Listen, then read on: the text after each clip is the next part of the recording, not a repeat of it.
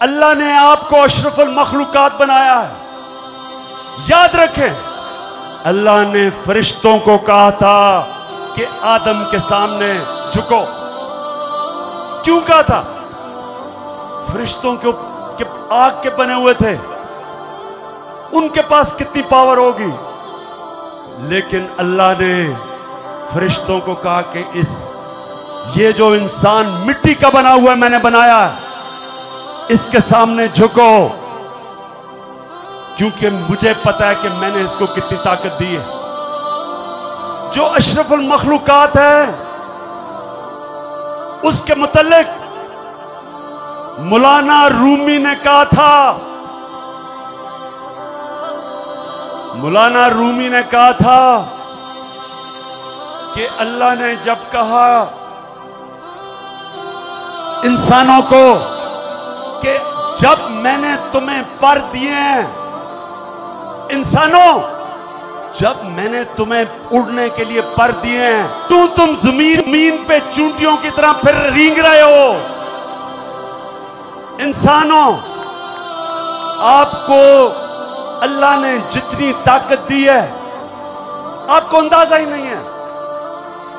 میں عمران خان کیا ہوں؟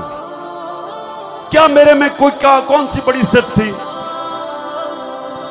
میں یہ آج آپ نوجوانوں آپ کو بتانا چاہتا ہوں کہ آپ سب عمران خان سے بھی بڑے انسان بن سکتے ہو.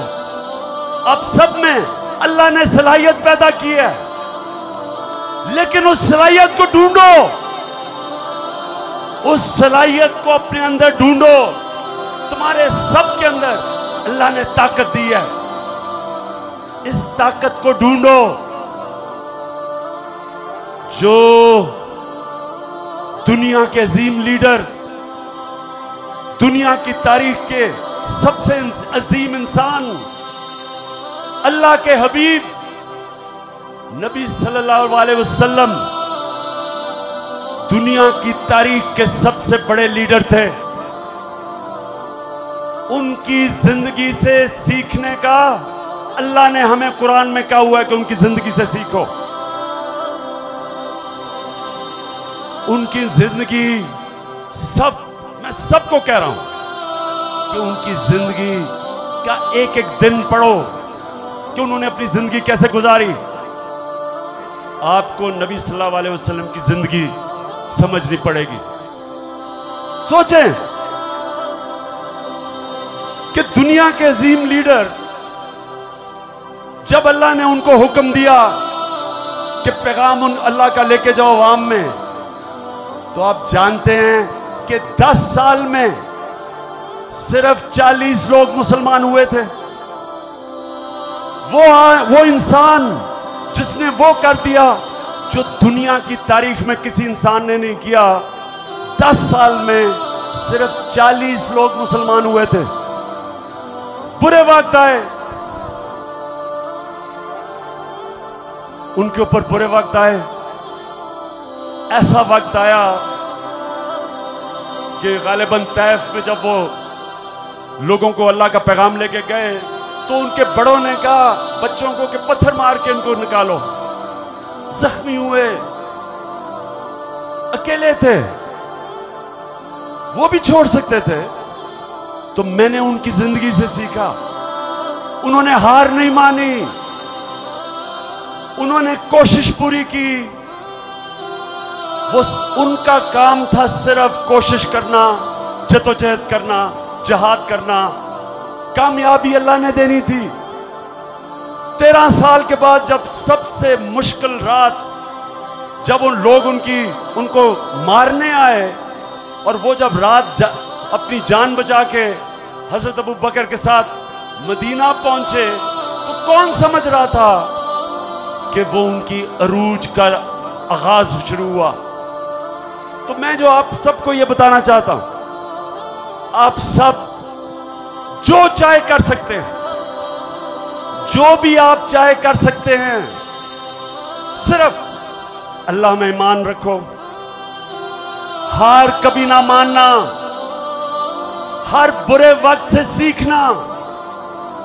اللہ برا وقت آپ کو سکھانے کے لیے بھیجتا ہے. وہ جو شعر ہے کہ تندیے باد مخالف سے نہ گھبرا اے عقاب، یہ تو چلتی ہے تجھے اونچا اڑانے کے لیے. مشکل